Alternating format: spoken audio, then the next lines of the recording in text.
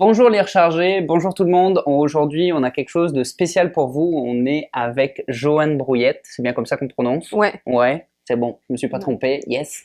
On a en fait une expérience, on a vécu tous les deux une épreuve assez difficile. Vous le savez maintenant, moi, la leucémie, avec tout ce qui s'en est suivi.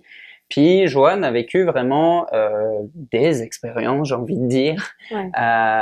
très traumatisantes.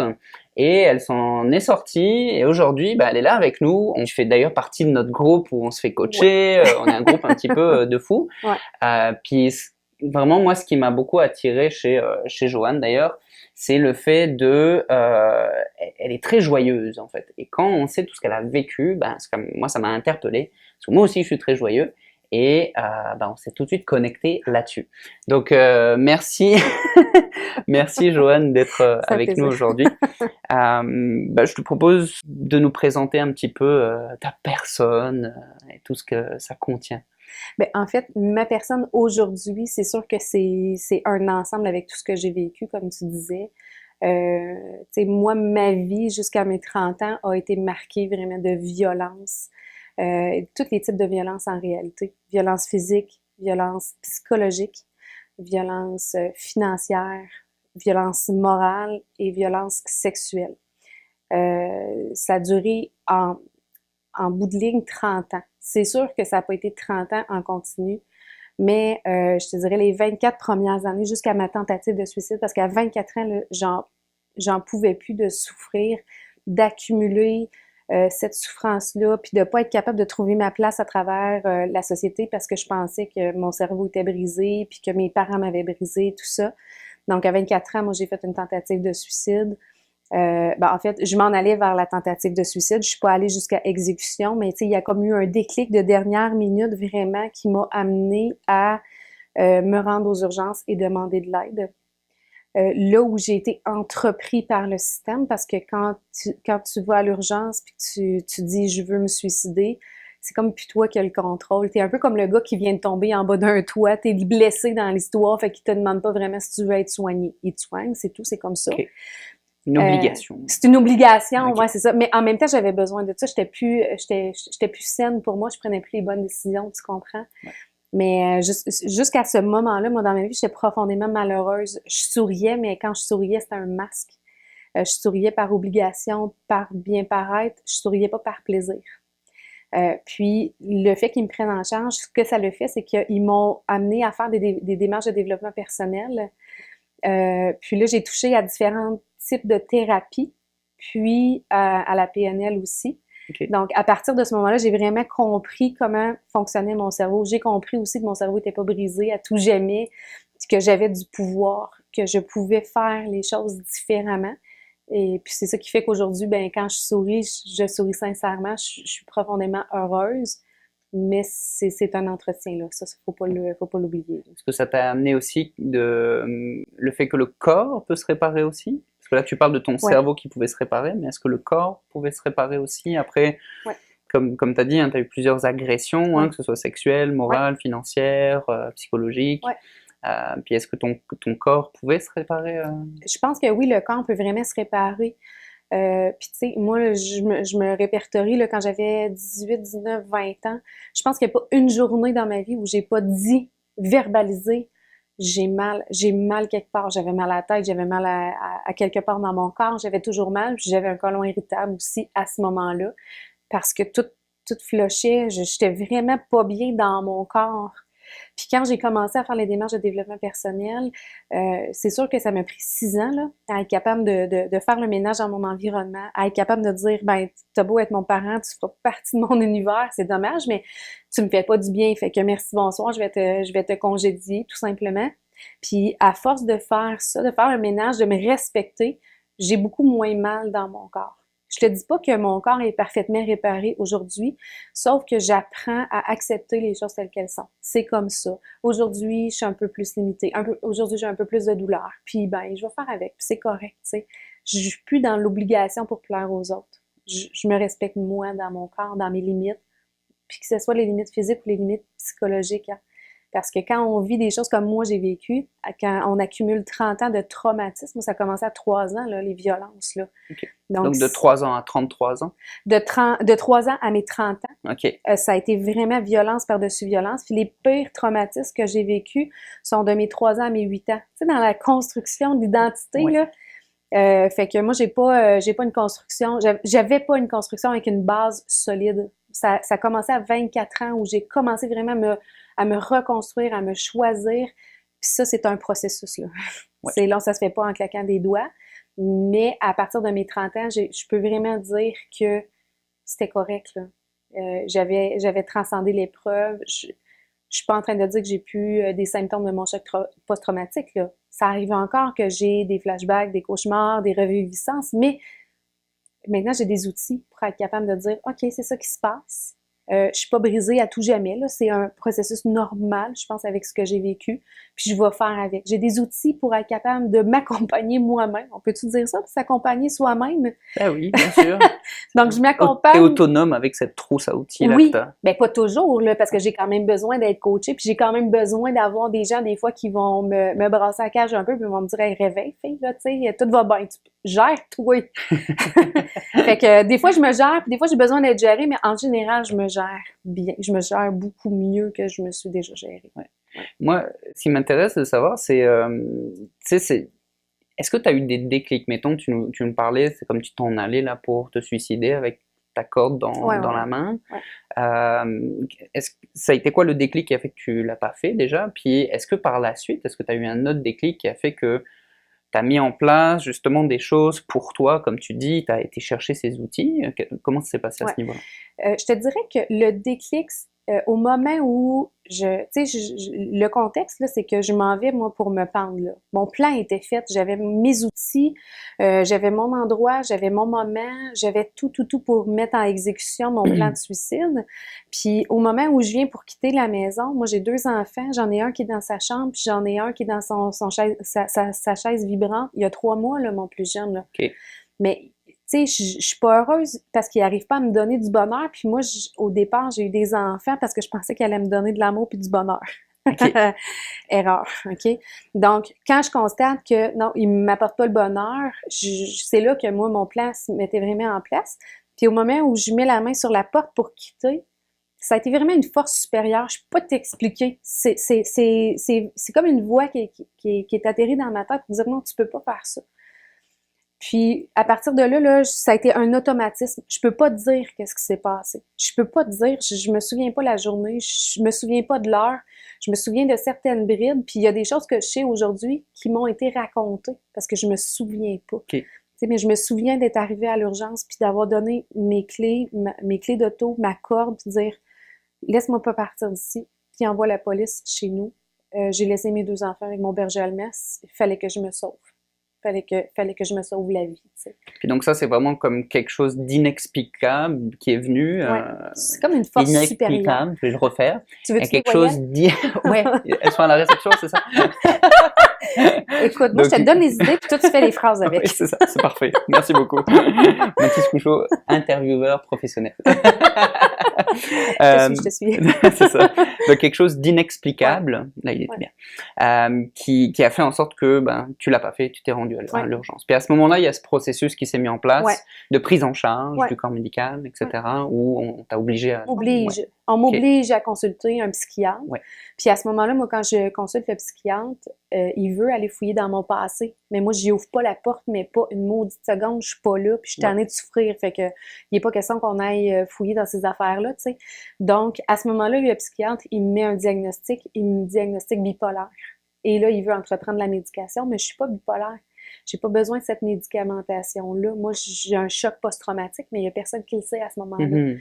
Donc, là, je vois un psychiatre, une psychologue, une travailleuse, une infirmière, c'est-à-dire spécialisée en situation de crise. Je vois la fille du département de la protection de la jeunesse. C'est ça, la DPJ, en tout cas, on va le dire de même. Tu sais, je suis entrepris, là, j'ai des rendez-vous à peu près aux 2 jours, mais je suis déjà dans un épuisement total. Puis il faut que tu sais, ils m'ont comme gardé là-dedans dans le flot. Mon conjoint aussi a été un déclic parce que quand j'ai vu mon conjoint là, être complètement atterré, lui, il a rien vu, hein. OK. Tu sais, puis pourtant, c'est un policier. Est-ce Il qu'il est était au habitué. courant? Ben, en fait, il était au courant que j'allais pas bien, mais moi, je me suis jamais apitoyée sur mon sort. Moi, j'étais pas la fille qui pleurait parce que c'était douloureux, puis parce que c'était difficile. Moi, j'étais agressive, j'avais une soif de vivre, mais je le savais pas, tu sais. OK. Fait que c'était vraiment tasse-toi de mon chemin parce que tu vas voir que ça va faire mal. Je rentrais dans tout le monde, puis pourtant, moi, je suis d'une nature douce, tu sais. Fait que, mais c'était vraiment une question de survie, puis je savais même pas que c'était comme ça. Puis quand j'ai vu mon chum là, complètement là, atterré de cette situation-là, puis qui disait « Hey, je suis policier, j'interviens dans des domiciles, puis je le vois comme ça quand il arrive des trucs comme ça. Puis là, c'est chez nous, puis je l'ai jamais vu. » Ça me fait mal, tu comprends? Mhm. Mais ça me fait vraiment mal. Puis là, c'est là que je me suis dit « Non, j'ai pas le droit. » Ça faisait déjà un moment qu'on était ensemble à ce moment-là. Je me suis dit « J'ai pas le droit de faire ça. Puis j'ai pas le droit de faire ça à mes 2 enfants. » J'ai décidé que maintenant mon avenir m'appartenait. Je me suis pris en charge en même temps que tous ceux qui essayaient de me prendre en charge, là. Puis donc, tu étais épuisée dans le processus là, dans lequel Ah ils ouais. t'ont mis. Est-ce que ce processus-là, il t'a quand même apporté quelque chose? Ou est-ce que c'est autre chose qui t'a permis de t'en sortir, Au de début, recharger tes batteries aussi? Parce qu'on a besoin aussi d'énergie ouais, pour soutenir un processus qui ouais. est comme Oh oui, intense, là. ouais. Au début, là, vraiment, ils m'ont donné de la médication qui me permet de dormir. OK. Moi, ça faisait 1 an que j'avais pas dormi. Je dormais à peu près 15 minutes par période de 24 heures. Oh, Parce que j'étais OK. tout le temps sous stress. J'étais en hyper-vigilance, mais Ouais. je le savais pas. OK. OK? Donc, ils m'ont vraiment endormi. Je ne sais pas combien de temps ça a duré. Honnêtement, j'ai aucune idée de c'est quoi les premiers mots de mon deuxième fils. J'ai aucune idée à quel âge il a fait ses premiers pas. Je le sais pas. Ça a été un processus aussi d'accepter ça, de pas connaître, de pas posséder cette information-là, de pas avoir été là, ça a été quelque chose. Mais ça m'a permis de me reposer, vraiment juste dormir puis recharger mes batteries. OK. Puis, à un moment donné, je dis, oh, OK, j'ai assez d'énergie, c'est bon, j'embarque dans le processus. Parce que, tu sais, à un moment donné, tu fais juste suivre, t'es un peu gommé, t'es zombie là-dedans. Puis tu dis, bon, ben, je vais le faire parce qu'ils veulent que je le fasse, mais si t'as pas l'envie, si t'as pas la motivation, ils pourront vouloir comme ils veulent. Il n'y a rien qui va changer, mais rien. Il a fallu que moi, je me dise, OK, j'ai envie pour que ça vire de l'autre côté. OK. J'en ai fait des types de thérapies, là. Puis c'était toutes des thérapies de ventilation, là, qui me faisaient parler de mon passé, qui était trop douloureux. Je n'étais pas capable de l'affronter. À ce Ouais. moment-là, je voulais pas voir la réalité. Je voulais pas voir que j'avais été agressée par mon père. Je voulais pas voir que j'avais été mis en danger sexuellement par mon père aux mains de d'autres hommes. Je n'étais pas prête à ça. Fait que j'ai ventilé, mais je ventilais qu'est-ce que je voulais ventiler. Ouais. Tu comprends? Je sélectionnais bien gros l'information. Donc, c'est des programmes qui n'étaient pas adaptés au final à ta Absolument. personnalité à toi, à Absolument. ton vécu à toi, à ton individualité au final. Absolument. OK. Ouais. Donc, c'était comme des programmes prémoulés, mais ça Ouais. fitait pas. Non, OK. absolument. Moi, j'avais besoin d'une thérapie d'action, puis ça, je l'ai trouvé à travers la PNL. La PNL. Quand OK. j'ai commencé à faire ma formation en programmation neurolinguistique, là, je me disais, OK, hey, ça, c'est actif. Puis souvent, tu sais, quand tu fais la formation, ils te donnent des exercices à faire. Moi, je disais, je vais prendre de quoi de banal au bout. C'est là que tu te rends compte qu'il n'y a pas grand-chose de banal, dans le fond. Tout vient chercher quelque chose de profondément ancré, mais c'est dans ton inconscient. Puis quand tu prends conscience, là, accroche bien ta tuque, là. Quand tu prends conscience de ton inconscient et de son pouvoir, c'est là que tu réalises que, oh boy, OK, je n'étais pas conscient. Même si je me pensais bien forte, puis même si je me pensais bien bonne, il n'y avait rien de ça qui était vrai. Okay. Donc, ça m'a permis de retrouver ma vraie nature, qui est la Joanne douce, délicate, enjouée, rayonnante. Joyeuse, oui, ouais, rayonnante, remplie de lumière, là, aujourd'hui. Ouais. Mais faut faire attention, par exemple, parce que le bonheur que j'ai aujourd'hui, c'est quand même un entretien. Moi, j'ai pas le bonheur nécessairement facile. Si je passe plusieurs journées à mal m'alimenter, à pas faire d'exercice, à pas faire mes routines du bonheur, que j'appelle, parce que mes routines du bonheur, c'est vraiment, je vais avoir une demi-heure, 40 minutes à tous les jours pour moi avec ma musique, où il y a personne d'autre que moi qui existe, où je vais mettre ma playlist de musique pour vraiment juste sécréter de façon très naturelle des hormones dans mon cerveau. Mm-hmm. Si j'ai pas ça, une journée, ça peut passer. 2 journées, OK, ça commence à m'écorcher. 3 jours, ça me fait mal. 4 jours, je viens de crasher. Mais je me connais maintenant, là. Ouais. Fait que je suis capable de dire, Non, je vais me prioriser, je vais me choisir, je vais faire attention à moi. Puis quand tu dis tu te connais, c'est que tu es capable d'identifier les signaux de ton corps qui font que, ouh là, je me dirige dans une mauvaise direction, ou Ouais. c'est juste une histoire de timing? Non, non, non, non. Je connais les réactions de mon corps. Ok. Tu sais, aujourd'hui, j'ai 4 enfants, j'ai 4 garçons. Fait que j'ai pas vraiment le droit comme de m'écrouler. Ben, j'aurais le droit, mais en fait, j'ai pas envie. J'ai pas le goût d'aller là. Puis honnêtement, quand mes enfants me tapent ses nerfs une journée, je me dis, bon, ben, je suis comme une mère normale. Tu sais que tous les enfants finissent par nous taper ses nerfs un peu. Mais 2 jours en ligne, je me dis, qu'est-ce qui se passe? Tu sais, j'ai conscience moi-même de mes émotions puis du pattern qui s'installe, mais j'accepte aussi la critique extérieure. Tu sais, quand c'est mon chum qui me dit, faudrait que tu commences à te gérer, là, c'est lourd. Je sais, on a cet humour-là là, dans notre couple. Là.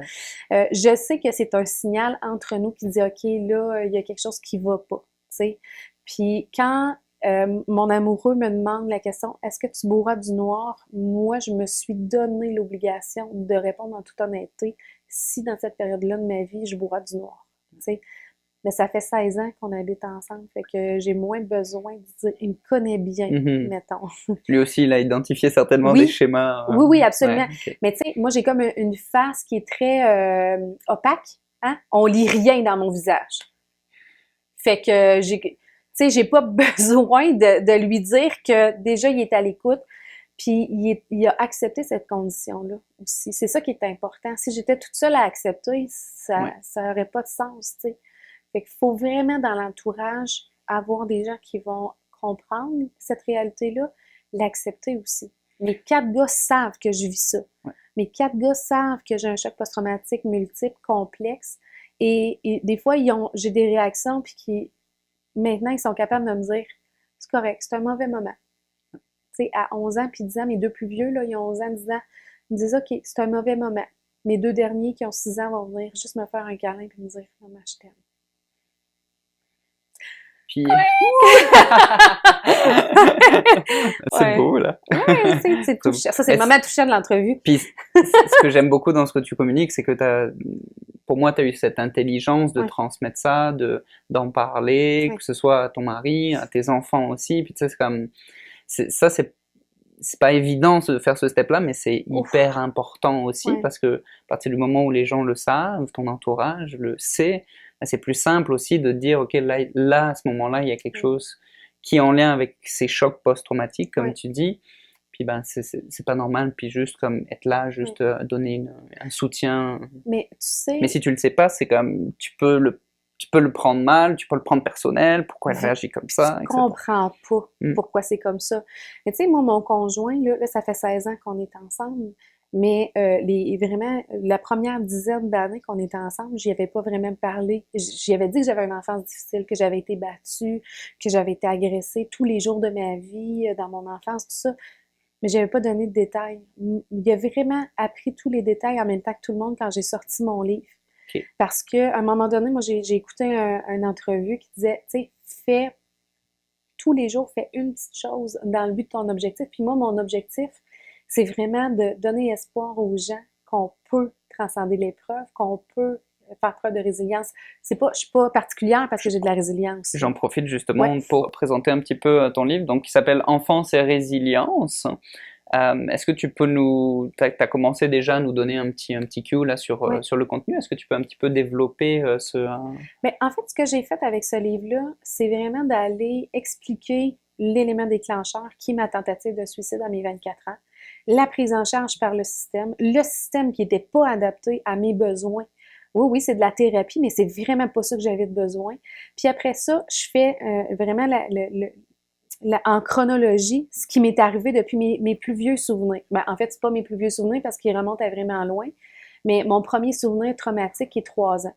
Je m'en souviens comme si c'était hier, là, tu sais. Donc, moi, ce que j'ai fait, c'est que j'ai soulevé les plus gros traumatismes. Pour donner une idée de l'ampleur de ce que j'ai vécu, j'en ai soulevé 20 des traumatismes, des gros traumatismes. Une tentative de meurtre sur ma personne, tentative de meurtre sur mon frère, sur ma mère, agression sexuelle, c'est gros, là, vraiment. L'aspect financier aussi, tu me disais. Oui, quand ma mère me dit que je peux pas m'en aller parce qu'elle aura plus son chèque de BS, puis tu dis, ben voyons, ma valeur à moi vient d'équivaloir un chèque de BS. ça a pas de bon sens. C'est vraiment violent, là, tu sais. Donc, moi, j'ai mis ça dans un livre pour démontrer un peu l'ampleur de où on peut partir. Tu sais, quand tu dis que tu pars 1000 pieds en arrière de la ligne de départ, là, ben moi, j'étais là. Puis, j'explique toutes les démarches que j'ai faites, les types de thérapie, les prises de conscience que j'ai prises à travers elles, les prises de conscience que j'ai prises aussi à travers ce que j'avais vécu. Comment moi, j'ai vécu la transition de jeune fille à adolescente, à jeune adulte, à mère de famille. C'est vraiment, j'explique comment j'ai grandi là-dedans jusqu'à temps que j'aboutisse de mon livre, dans le fond, qui est là où j'étais rendue à ce moment-là. Là. Je pense que j'avais 31 ans, je suis plus Ok. 31, 32 ans, quelque chose comme Ok. ça. Puis pour toi, c'est quoi que tu vois comme ta plus belle victoire? Être en vie. Être en vie. Juste ça, parce qu'on a tellement souvent attenté à ma vie. Mon propre frère a essayé de me tuer 3 fois. Ok. Puis c'est quelqu'un qui intervenait à ce moment-là. On a vraiment essayé de me tuer souvent. Fait que juste déjà d'être là, puis de pouvoir dire aux femmes, ouais, ok, mais t'as quand même une valeur, puis tu peux quand même faire quelque chose dans ta vie, même si il y a des gens qui n'ont pas cru en toi, même si les gens n'ont pas pu mettre à jour ce potentiel-là, toi tu l'as à l'intérieur, puis tu peux l'amener au bénéfice de toi, de tes proches, puis de la société après. Fait que ça, c'est une victoire pour moi. C'est super beau. Puis ma dernière question, à moins que tu aies d'autres choses après à rajouter, On peut mais se parler longtemps, si tu veux. j'aime ça, ouais. Euh, ton enfant intérieur, Ouais. en fait, plusieurs questions. Ton enfant intérieur, est-ce que tu le cultives Oui. encore? Ouais, tu le Ouais. cultives, donc ok. Mais j'avais pas conscience hein, que ça Ok. existait jusqu'à temps que je vois l'infirmière spécialisée en situation de crise. Ok. La première fois qu'elle me parlait de mon enfant intérieur, j'ai 24 ans, je suis poquée dans la vie, j'ai été mutilée dans mon âme, puis elle me parle d'enfant intérieur, j'avais envie de l'abattre. Mais à partir de ce moment-là, je dis OK, ouais, peut-être que ouais. Puis depuis, c'est une routine. Ça fait partie de ma routine du bonheur. Ok. Je vais aller à la Donc il rencontre n'y a de pas juste la moi-même. musique, il y a aller à la rencontre de Oui, toi-même oui, il y a aussi, beaucoup comme un tu dis. processus mental de visualisation, d'imagerie pour vraiment faire la paix avec qui je suis, avec toutes mes blessures. Des fois, l'enfant intérieur parle fort, hein? Puis, Mhm. tu sais, t'es l'adulte, t'es troublé, mais tu sais pas trop pourquoi. Faut donc faire un tour avec ton enfant intérieur. C'est le pouvoir de l'imagination. Ouais. Tu sais, fait que quand tu vas à la rencontre de ton enfant intérieur, après, des fois, là, c'est comme un « Oh wow! » Puis juste ça, là, c'est « OK, c'est beau, je vais faire ma journée, puis ça va être parfait. » Puis cet enfant intérieur là que tu entretiens comme ça, qu'est-ce qu'il a envie de te dire ici et Hey, maintenant? merci. Ouais, moi, c'est ça que je reçois. C'est vraiment de la gratitude infinie. De un, pour avoir porté la vie 4 fois. D'avoir été une bonne mère, parce que moi, je voulais un enfant, puis pas plus, parce que j'avais tellement peur d'être comme mes parents, pour Mhm. me rendre compte finalement que je suis à 100 000 lieues de ce que mes parents auraient même pu imaginer être, t'imagines? Donc, d'avoir une belle relation avec eux, d'avoir l'authenticité, l'honnêteté aussi, de parler ouvertement de ce que j'ai vécu avec mon mari, avec mes enfants, avec mes amis, mon entourage. C'est vraiment l'enfant qui dit merci. Ça n'aura pas été vécu pour rien. Ok. Tu comprends? Ouais. Ça a eu lieu. C'était vraiment désagréable. Je t'en passe un papier. Mais ça n'aura pas eu lieu pour rien. Merci. Ok. Bah écoute, moi aussi j'ai envie de te remercier énormément parce que Un je plaisir. trouve que c'est un super beau partage. C'est un parcours qui est très difficile. Puis quand on te voit aujourd'hui, là, moi la première fois que je t'ai vu, c'était quand même, tu sais, ce que j'ai reçu, c'est beaucoup de profondeur. En fait, c'est beaucoup de bienveillance, beaucoup de joie. Hein. Puis tu sais, ça c'est fou d'arriver à autant de résilience. Puis comme tu dis, c'est comme ta plus belle réussite, c'est d'être en vie. Ouais. Puis moi, c'est vraiment ce que j'ai vécu aussi. Je suis hyper content d'être en vie. Donc on a vraiment ça en commun. Oui. Et donc je tenais vraiment à te remercier en fait d'avoir partagé tout ça. Puis ben, je vous remontre le livre Enfance et résilience de Joanne Brouillette. On le mettra de toute manière sous la vidéo si jamais vous voulez. C'est super intéressant si jamais vous voulez rencontrer Joanne. Elle fait des conférences. Son cheval de bataille, c'est vraiment tout autour de la reconstruction identitaire.